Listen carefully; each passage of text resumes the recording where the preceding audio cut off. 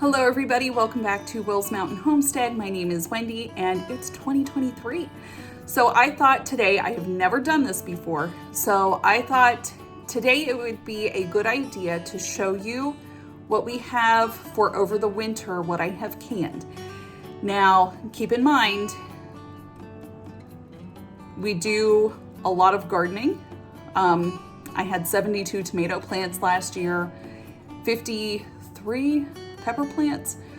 So just keep that in mind. I had a relatively large garden. We do make a lot of our own condiments, but I'm gonna take you down and show you what we have preserved from our garden. So let's go. We are not in our cold room. This is just in my kitchen down in my basement. I have quite a few butternut squash and spaghetti squash left to either eat or freeze. So just a side note, the longer you cut your stems, the better preserved and the longer preserved these are gonna last. Same thing goes with pumpkin as well. And yes, we do have a pumpkin.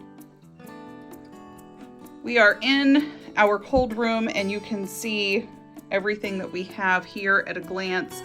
I'm just gonna walk through a little bit of this with you because it is dark and quite chilly down here. So we've got soup starter. This is carrots, potatoes, and turnips in here. Salsa verde, salsa, peach salsa, hot salsa, mild salsa, pizza sauce, hot salsa, more of that. Vegetable soup here. And then this is some of that tomatillo salsa here. A couple butternut squashes and spaghetti squash still in here. A lot of just diced tomatoes. This is just tomato juice, and this whole raft back here is tomato juice. We've got some tomato apple chutney, cranberry sauce, and then back in here we have sweet peppers, and then I just have some couscous in these that I bought at the store. Cowboy candy, Mexican tomato sauce, some of our beans,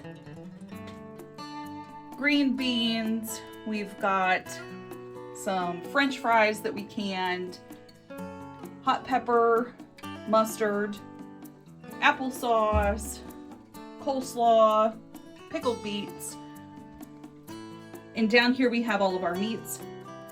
So we've got beef stew, chicken, deer meat, fish, and we've got some spiced peaches down here, and then more tomatoes and soups. We've got ham and bean soup and more vegetable soup and stuff back in here too. On this shelf, we've got all of our cowboy candies, some pepperoncinis, and ground beef.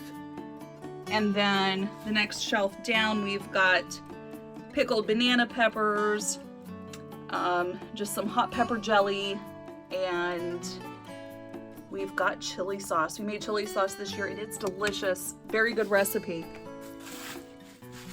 Now this shelf has all of our jams. So we have strawberry jam, poor man's honey, peach jam, peach rum sauce, caramelized onion, and hot pepper jelly.